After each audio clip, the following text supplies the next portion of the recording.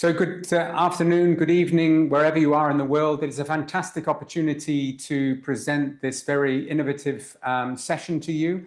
The University of Pennsylvania is running a 2-week conference, the Global Oral Health and Climate Action Conference, parallel and during the main conference that's happening in Belém, Brazil. And the idea of all these sessions is to generate policy recommendations, some action points that will be collated and then feed back into bigger agendas in WHO and also government agendas. So the material coming out of this session will be very much utilized and taken forward. As COP30 presidency said, we need to go from talking to action and implementation. And this, I understand, is really at the heart of this agenda. So without further ado, I will hand back to Valentina and wish you success for this tremendous session that you put together.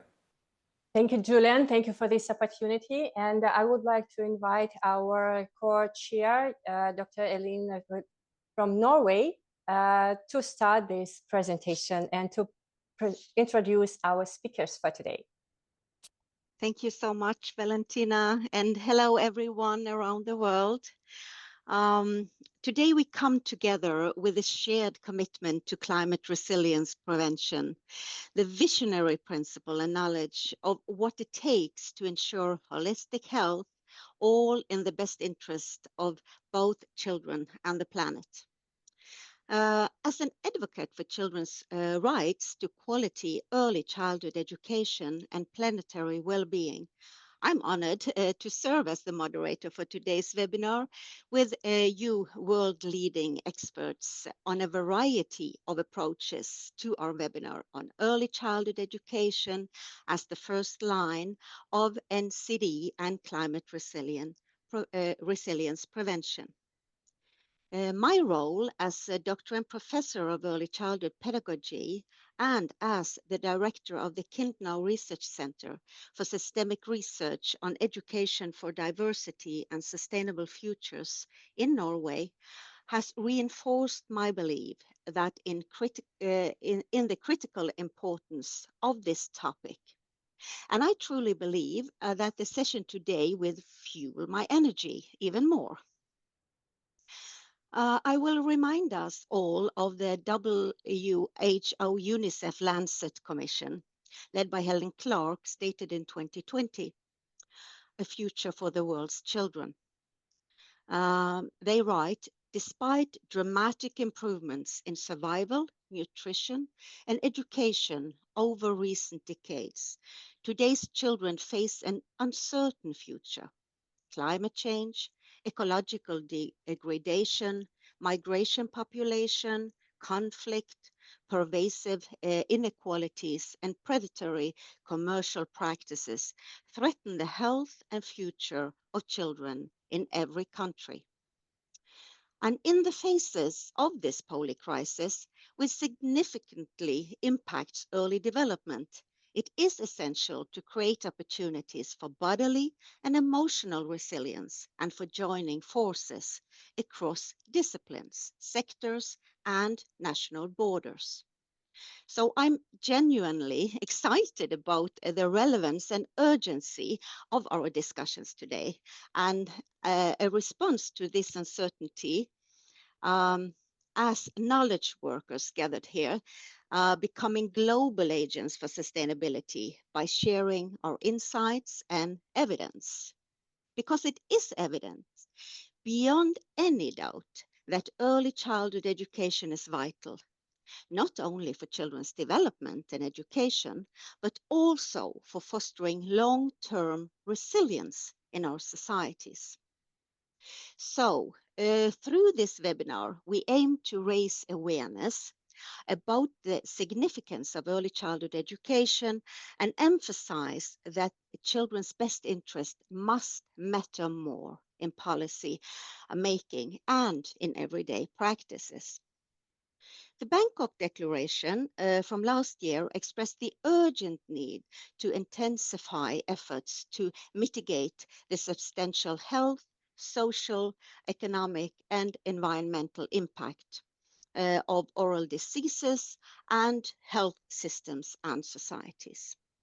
So As a response to these concerns, we will explore recent research, insights, and ideas helpful to enhance, protect, and innovate actions, policy, and the pedagogy within the early years institutions, as well as the ecosystemic levels of society, for the supports of child life and holistic nature of development. This encompasses essential aspects such as early cognitive and social growth, foundational learning, responsive care, responsible innovation, nutrition, health, safety, and protection. And I will also mention play, because we must not forget the meaning and joy of life in all the serious concerns. Through our conversations today, we will uncover how empowering children to care for self-protection, care for others and the planet can lay the groundwork for resilient communities and societies. And we will examine a broad range of conditions fostering international collaboration to tackle the threats and challenges facing future generations. Professor Adele Diamond, and the title of your speech is Why Attention to Executive Functions Early in Life is So Critical for Disease Prevention and Health Throughout Life. So the floor is yours. Thank you so much. I'd like to start by thanking the people who took such fantastic care for over 10,000 years of the land where I live and work. I'm speaking from the ancestral, unceded territory of the Coast Salish peoples, the Musqueam, Squamish, and Tsleil-Waututh. Executive functions are critical for physical and mental health and for success in all areas of life.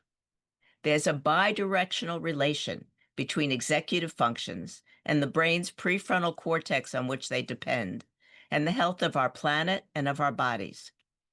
While exposure to polluted air or water, exposure to stresses such as food insecurity, lack of shelter, disasters like flooding and hurricanes caused by climate change impair executive functions, it's also true that solving those problems, making the right decisions and following through with the right behaviors to address the global climate crisis requires strong and healthy executive functions.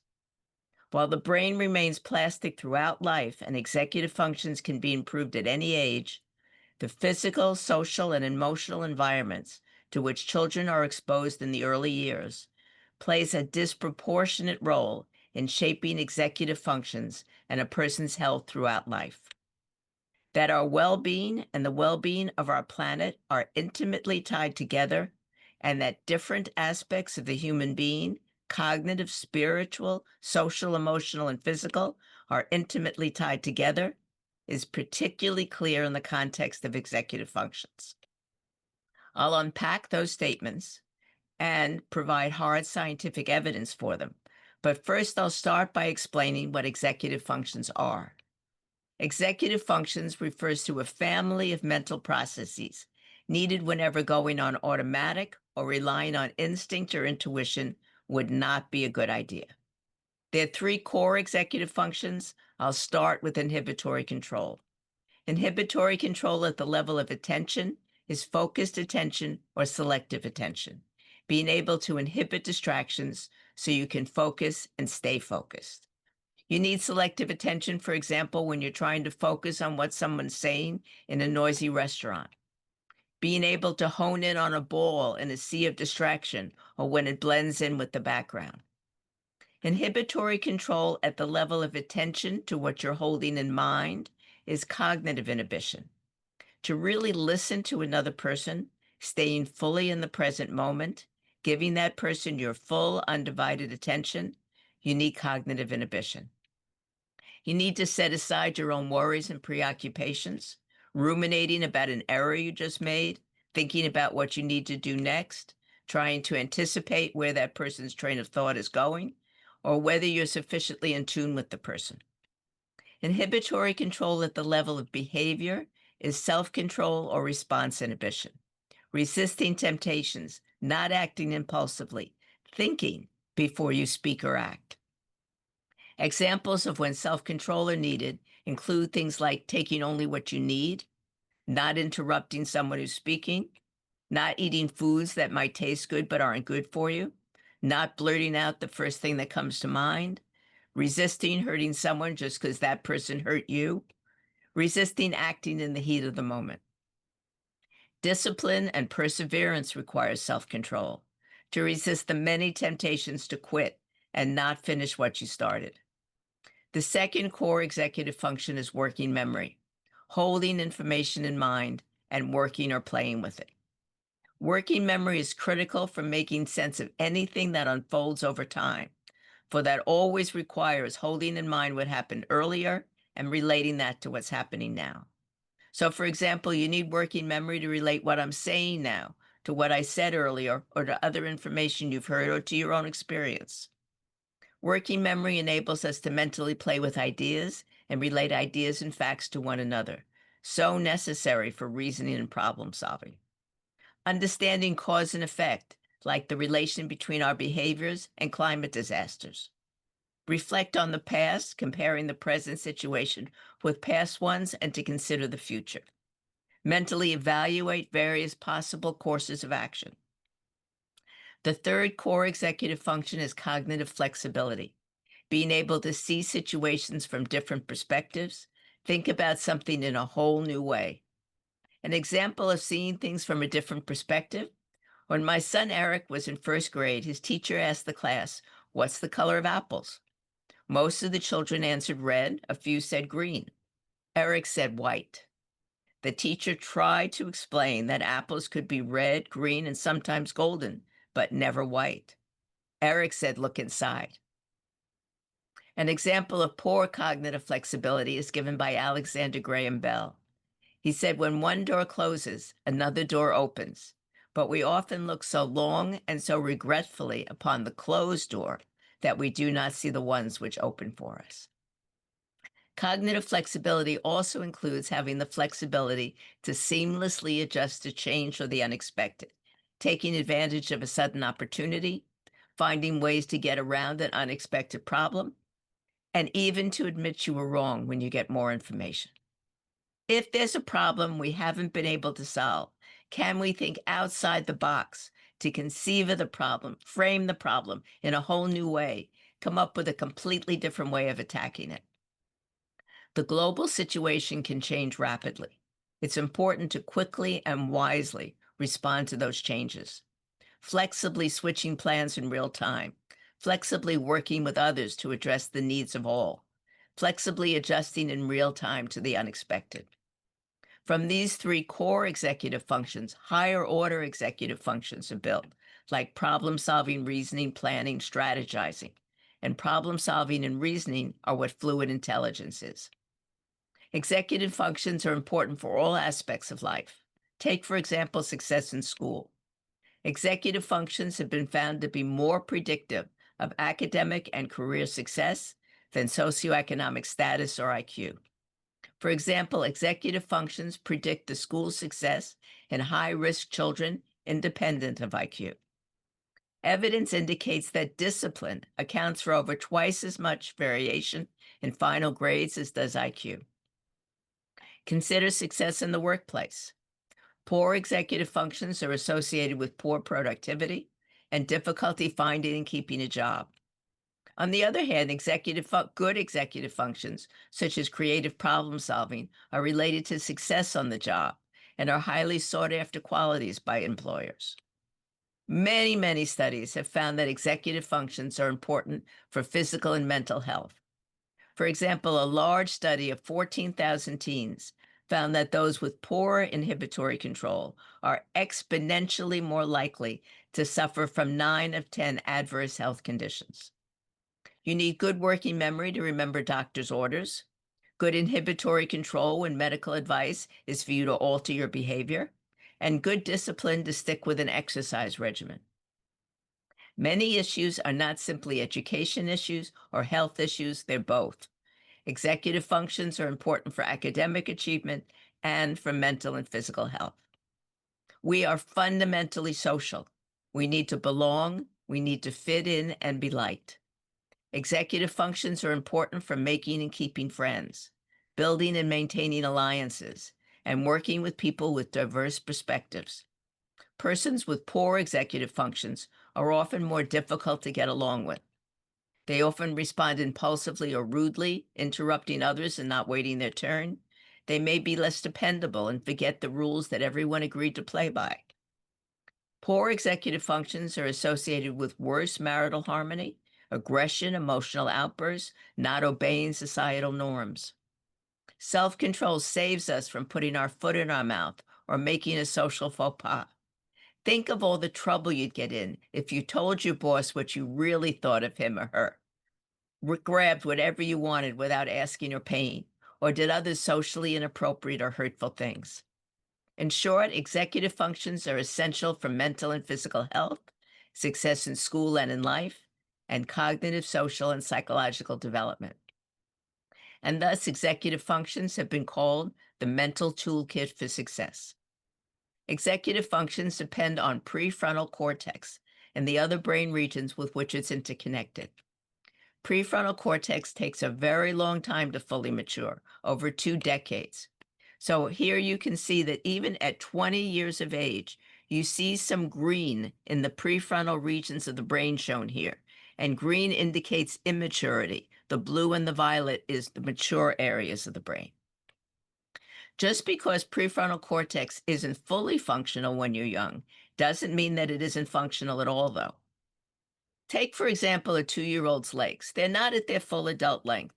It'll be for maybe 15 years till they're at their full adult length.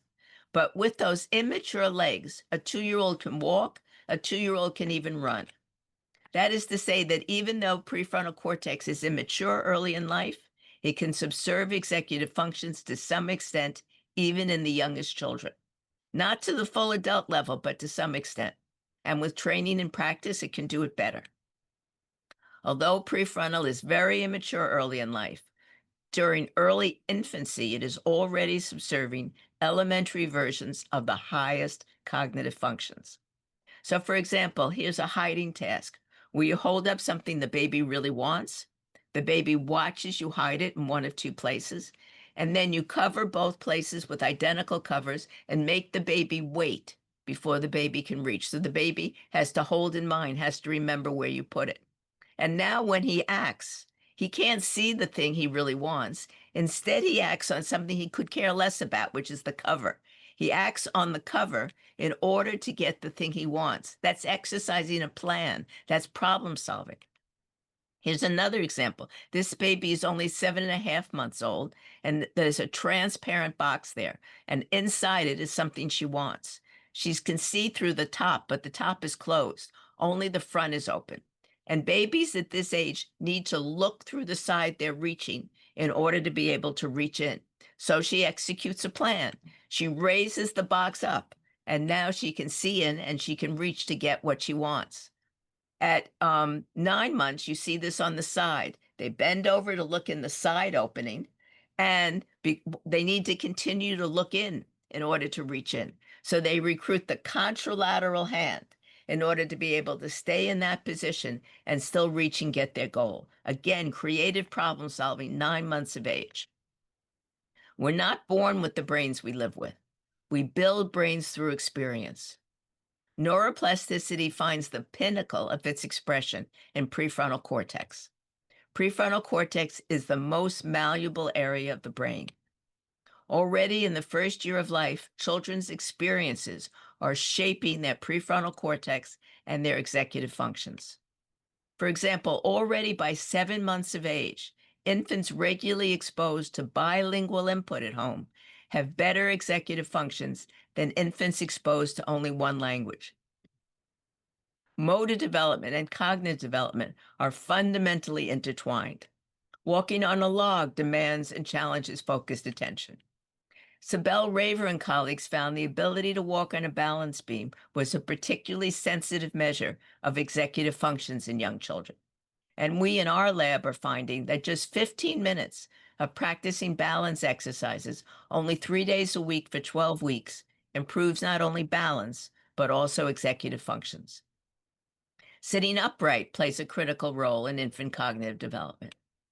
Mindfulness practices involving movement like Tai Chi and Taekwondo have shown by far the best results for improving executive functions of all the different methods tried thus far. These activities help children learn to stay focused on the present moment. These activities also help them learn to control their breathing and thus control their arousal. The physical environment where an activity is done also matters. Katerina Pesky and colleagues conducted a randomized control trial with 5 to 10-year-old children, in which they contrasted 6 months of enriched physical activity versus traditional physical activity.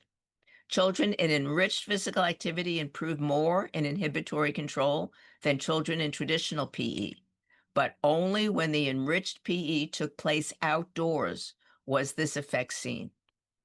A study found that children with ADHD concentrated better after walking in a park. In fact, the effect sizes were so impressive that the authors suggested that doses of nature might serve as a safe and inexpensive way to manage ADHD symptoms. But being open to the effects of experience cuts both ways. Experience can harm prefrontal and executive function development just as it can help it. Prefrontal cortex is the newest area of the brain over the course of evolution and the most fragile and the most vulnerable. For example, when infants or children eat can affect how their prefrontal cortex and executive functions develop. People born with PKU, phenylketonuria, cannot digest an amino acid found in protein. If a PKU child's diet restricts protein, but not quite enough, that impairs prefrontal cortex, but not other areas of the brain because of the special properties of prefrontal cortex. The upshot of that is that already in the first year of life, executive functions are impaired. So remember the hiding task I showed you? That's called A not B. And here you can see the red line are children with PKU with higher phenylalanine levels. And already in the first year of life, they are showing impairments on this compared to other PKU children with lower phenylalanine levels, their own siblings, match controls, etc. Remember the transparent box I showed you? That's called the object retrieval task. Again, you see the same results, even at 7, 8, 9, 10 months of age. Even in young children, poorer quality sleep, disrupted sleep, results in worse executive functions, especially worse inhibitory control and working memory. Sleepy children have poor executive functions. Sleep-disordered breathing impairs the executive functions of preschoolers and impairs prefrontal cortex function. We can all think of multiple environmental factors that impact sleep.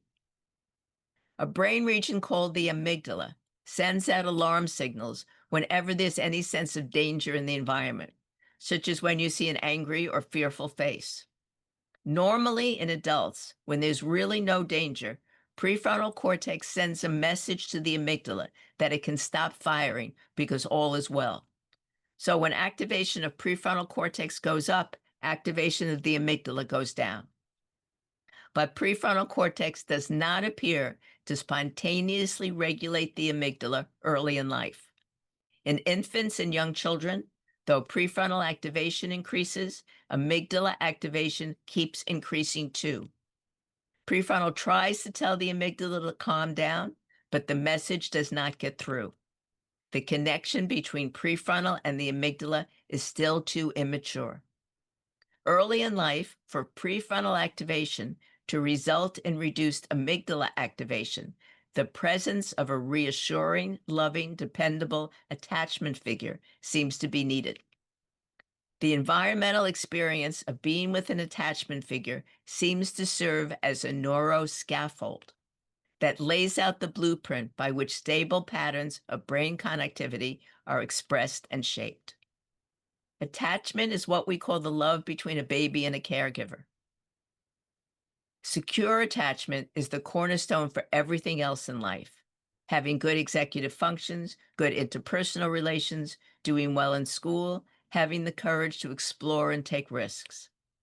But the term attachment, before the term attachment existed, Eriksen called this basic trust, which he defined as knowing beyond any shadow of a doubt that you're loved, feeling the world is basically a good, safe, trustworthy place, where you'll be helped if you need it, where things make sense and are predictable. He considered this the cornerstone of a healthy personality. It's well established that parents act to buffer their children's emotional and physiological reactivity, fearfulness, and anxiety. Increasing evidence suggests that parents achieve that emotional and physiological buffering via prefrontal projections to the amygdala. Children need, we all need, to feel cared about, valued, and safe. A major source of stress for many children, even in the first year of life, is the stress they sense their parents are experiencing. All of us, even the youngest infants, are affected by the feelings of those around us. Infants can sense when the person taking care of them is anxious, and that induces anxiety in the infants. An example is when my mother gave me my very first bath as a baby. She was terrified that she might drown or hurt this very fragile baby, so she was very anxious. And I could sense her anxiety, and I started crying. And my father got very concerned that his daughter is crying so badly. He was afraid his wife was doing something awful. So my mother went downstairs to get a neighbor who already had 3 children and was experienced. When the neighbor came up and took me in her arms, I immediately calmed down and stopped crying. I could sense not only my mother's anxiety, but the calmness of this stranger who I had never met before. And this was a newborn. The synchrony between the caregiver reacting to the infant's affect at 3 months of age and the mutual synchrony between caregivers and infants' affect at 9 months of age each predict the child's self-control at 2 years of age. The mutual regulation of affect in infancy is an important contributor to the emergence of self-regulation and self-control. If you're stressed, you can't be the parent or teacher you want to be. If you're stressed, your children will pick up on it. It will cause them to feel stressed. And if they're stressed, their executive functions will suffer. Even your stress before the baby is born negatively impacts the baby. The effect of mother stress during pregnancy. Paul Patterson showed that artificially activating a mother's immune system in the absence of infection produces offspring with behavioral and brain abnormalities consistent with those seen in schizophrenia or autism. It seems it's not the mother's flu infection that increases the risk that our fetus might later develop autism or schizophrenia. Rather, it's the immune response that the mother's body mounts in response to the infection that seems to affect infant brain development. And the mother's body mounts the very same immune reaction in response to stress. Stress early in life impacts the development of prefrontal and executive functions. It doesn't have to be something as awful as physical or sexual abuse. It can be feeling there's no one you can count on, parents arguing a lot, or parents being very worried about whether they'll have a roof over their head or food on the table. For adults who as children experience significant stress, prefrontal is unable to effectively communicate with and thus unable to calm down the amygdala. The functional communication isn't working. Although they recruit prefrontal cortex, amygdala activity is not correspondingly reduced. So the blue line here shows what I told you before. When prefrontal activation goes up, amygdala activation goes down. The red line is for other adults who as children experience stress. And here, even though prefrontal activation is going up, amygdala activation continues to go up. The person stays in an anxious, hypervigilant state, constantly on the alert for possible danger, easily and overly panicked, immobilized by things that provoke anxiety. Key to improving executive functions or any skill is practice. Not only that, executive functions need to be continually challenged to see improvements, not just practiced, but continually challenged. And that's true for being excellent at anything.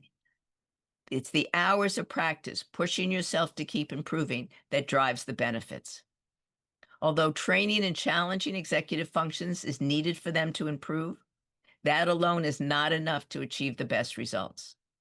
It's also important to indirectly support executive functions by lessening things that impair them, like anxiety or stress, and enhancing things that support them, like joy or feelings of belonging. Some of the best activities for touching the hearts and minds of young people, inspiring them, challenging them to reach for the stars, building their self-confidence and pride, and improving their executive functions are traditional activities that have been around for millennia. Activities in the great outdoors, for example, including these: taking care of an animal, sports. For tens of thousands of years, across all cultures, storytelling, dance, art, music, and play have been part of the human condition.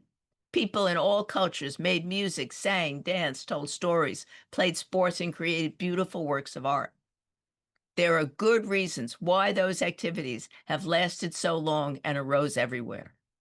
These activities require and train cognitive flexibility, perseverance, focused attention, planning, creative problem solving, indeed all the executive functions. And besides challenging executive functions, they make us happy and proud, inspire self-confidence, address our social needs, and help our bodies develop. So these activities directly improve executive functions because they challenge them and train them, but they also indirectly support executive function in all these other ways. In closing, planetary health, human health, and social justice are fundamentally interrelated.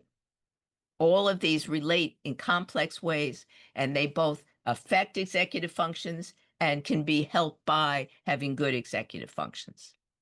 It's also true that the different parts of the human being are fundamentally interrelated. Each part, cognitive, spiritual, social, emotional, and physical, is affected by and affects the others. Nourishing all the aspects of a person may be key to that person being able to problem solve, exercise self-control, and display any of the other executive functions to the full extent of which he or she is capable. We have to care about nurturing these early in life because that affects everything that comes after. The seeds for wise, caring, healthy adults are planted in the first years of life. We reap what we sow. Thank you very much for your attention. Thank you so much, Adele. I'm nearly speechless. It was so many lessons to learn for us all here, and so extremely relevant knowledge for early childhood teachers to learn to be good educators for children. So thank you very much for this very inspiring and insightful